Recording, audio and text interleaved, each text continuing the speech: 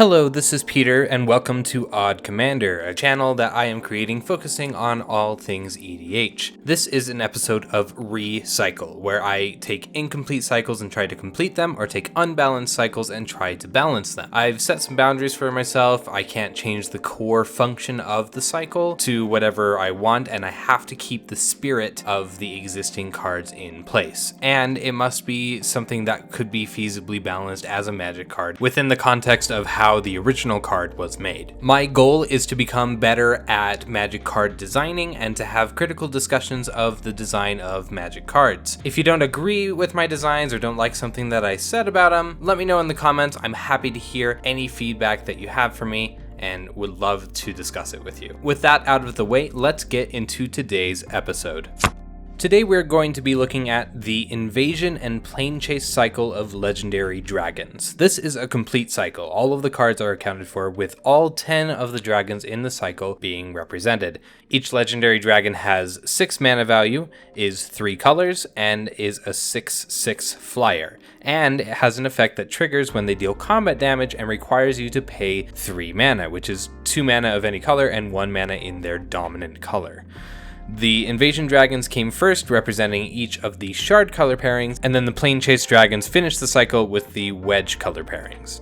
However, I'm of the opinion that these dragons are not very balanced against each other. For instance, you built 10 commander decks, with each of these dragons as a commander at the head. Some of these decks are inherently going to have an advantage over the others, so today I think the best way to do this is to go through the commanders and talk about the ones that I don't think need to be changed and show off the strength of the deck there, then talk about the other 3 dragons that I think do deserve a change to make them stand up against the other 7. The first and probably the most well-known of the cycle is Crosis the Purger, the Grixis dragon. I'm going to read Crosis, but there's a lot of repeated text here, so I'll just read his combat damage ability. He says, whenever Crosis deals combat damage to a player, you may pay 2 and a black. If you do, choose a color, then that player reveals his or her hand and discards all cards of that color. Crosis is a strong card for destroying the pacing of another player. With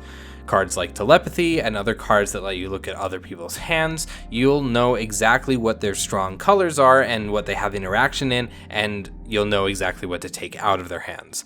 That's going to allow you to continue to build up a board state and push on, dealing enough commander damage to finish them off, or potentially comboing off and doing something else like Grixis likes to do. This is actually a super balanced card at a table of 4. It's a strong effect, but it can only target a single player at a time, and you have to swing through to them. So I wouldn't really change anything about how this card plays. Next up is Intet the Dreamer, the Teamer dragon. Intet says whenever it deals combat damage to a player, you may pay 2 and a blue. If you do, exile the top card of your library face down. You may look at that card for as long as it remains exiled, and you may play that card without paying its mana cost for as long as Intet remains on the battlefield. Intet does a lot of work that Teamer already wants you to do, leaning heavily into the Spellslinger aspect of red and blue, but also taking advantage of just straight card advantage, allowing you to play any card that comes off at the top, and it's really versatile because then you can play whatever kind of deck you want. So with every hit, you're going to get advantage, and that's going to get harder and harder to keep up with if your opponents can't deal with that. I think a strong Teamer shell is going to go a long way with supporting this commander.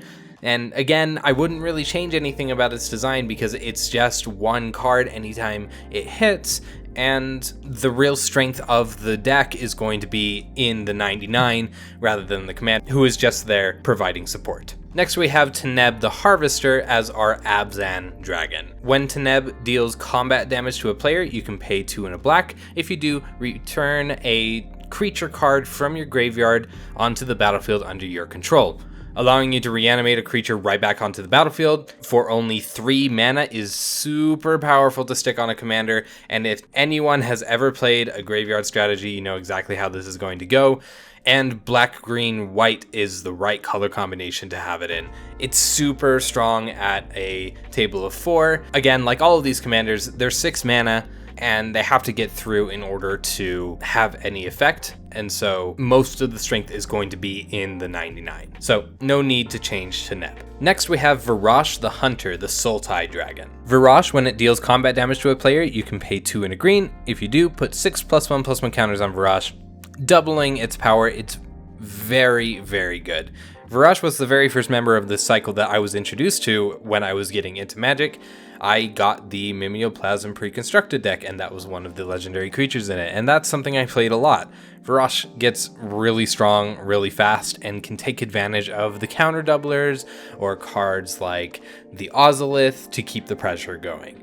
Vorosh is by far the easiest commander to deal enough commander damage with to win, and that should definitely be feared in this limited pool of dragons. So yeah, solid design. Our next one is the Mardu Dragon, Oros the Avenger. Oros, when it deals combat damage to a player, you can pay 2 and a white. If you do, Oros deals 3 damage to each non-white creature. Essentially, Oros is a soft board wipe every time you hit someone, but it's definitely more one-sided because your opponents aren't going to be playing as many white creatures as you. That's going to give you a leg up, and packing in cards like Basilisk Collar is going to absolutely terrorize the battlefield with Lifelink and Death Touch and whatever else you can pack onto Oros for dealing damage. Oros has the capability for really explosive turns that turn the entire tide of the game really quickly, but it doesn't do anything against these other dragons. It doesn't do enough to destroy them, and some of them it can't even hit. 3 colors is really hard to get around sometimes. So while it clears out the board, you still have to build a strong foundation in the deck to get to where the other people are. Again, since it's such a strong ability, I don't think this needs to be changed, and it is a great counter for the next dragon that we're going to talk about, which is Rith the Awakener. Rith is probably the most powerful card in the cycle, coming in for the Naya colors. Rith says whenever it deals combat damage to a player, you may pay 2 and a green. If you do, choose a color, then put a 1/1 green Saproling creature token onto the battlefield for each permanent of that color. Rith is going to fill up the board really, really fast with Saprolings. Even if green isn't the best color to choose from on the first swing, it's absolutely going to be the best color on the second swing because there's going to be a devastating amount of Saprolings on the board that you're amassing every single time it hits someone. So if Rith goes unchecked, that's really, really bad for your opponents. Like I said, some of the other dragons specifically counter this kind of thing. Oros will immediately wipe out all of those Saprolings, but I would say that this dragon has to be the one that has the biggest likelihood of needing some kind of nerf if we were nerfing dragons to stand balance against the other dragons. The last dragon, before we talk about the 3 that I think need upgrades, is Treva the Renewer, which is our Bant dragon. Treva, when it deals combat damage to a player, you may pay 2 and a white. If you do, choose a color, then you gain 1 life for each permanent of that color. This card is probably the more controversial one to say that it is just as balanced as the others where it is.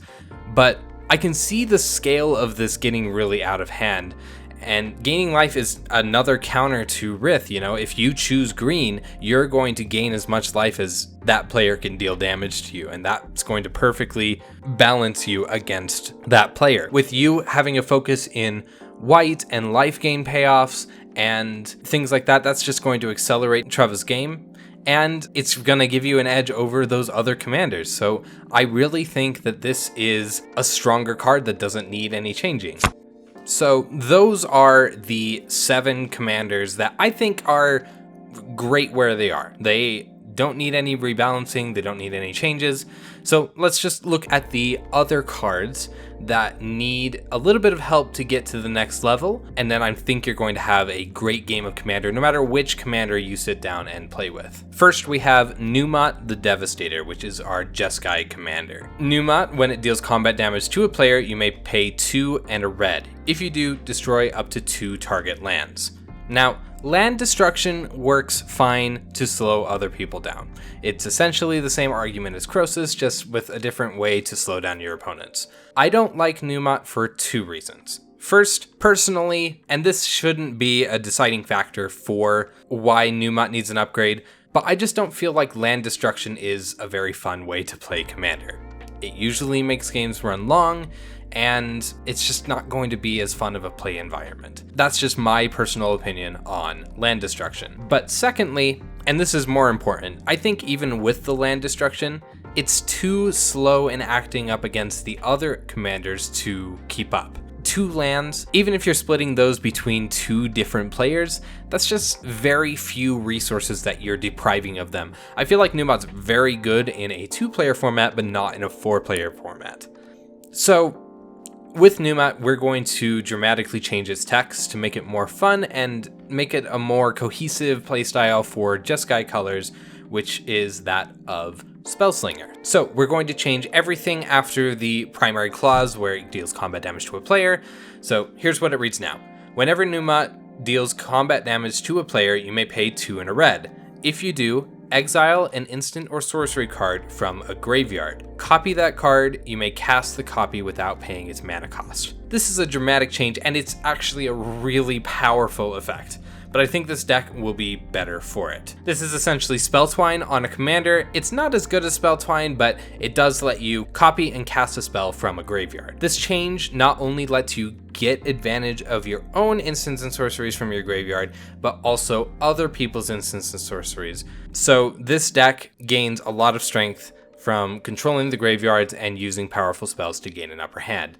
This has to put it up on a level that is really powerful compared to what we've already talked about. But I think just the nature of the commander is going to help people build fewer creatures into the deck and more instants and sorceries. And so countering these decks that have a lot of creature heavy stuff necessitates a stronger ability like that of Oros. Next we have Darigaaz the Igniter, our Jund dragon. This was the one that I was really disappointed about. So Darigaaz reads, when it deals combat damage to a player, you may pay 2 and a red. If you do, choose a color, then that player reveals his or her hand, and Darigaaz deals damage to that player equal to the number of cards of that color revealed this way. This ability is just kind of sad in Commander, especially with the much higher life total and the inability, for the most part, to see what other people have in their hands. At that point as well, you're running close to how Crosis plays, and we kind of want to keep those 2 ideas separate with unique ideas. So let's change up Darigaaz's ability to be a little bit more fun for Commander. Darigaaz's combat damage ability will now read, whenever Darigaaz deals combat damage to a player, you may pay 2 and a red. If you do, choose a color, then each player sacrifices a creature of the chosen color. Each player that does may reveal the top card of their library until they reveal a creature of the same color and puts it onto the battlefield, then puts the other cards revealed this way on the bottom of their library in a random order. Now, I know that your first impression is going to be that, whoa, we just added 2 more lines of rule text. That's a really wordy card, but I think that's fine in the name of card balance. Your second impression should be that this just looks a lot like Vivictus's Mahdi the Dyer from the core set a couple years ago. This is exactly where the inspiration came from, as another Jund commander that adds a bit of chaos into the mix, and then that's exactly what we're going for. This deck is going to be all about chaos and throwing off your opponent's playstyles, especially the ones that don't play a lot of creatures like Numot, so this is a really good counter against that powerful Numot ability. This deck is just going to be loaded with powerful creatures that you'll happily trade for smaller mana dorks or tokens and the like, so I think this design brings a lot of fun to the table.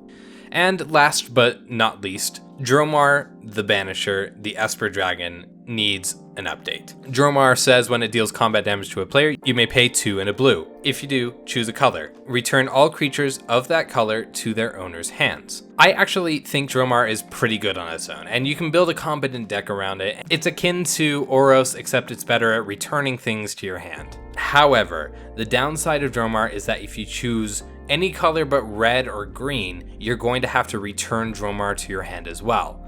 That's a pretty big downside to have to cast it again for 6, and even with a haste enabler, that's 9 mana that you're sinking into the ability, and in Esper colors, that's going to be harder than usual to get to that level. A lot of decks I see around Dromar outside of this limited environment focus on changing the color of Dromar to fit what the board state needs.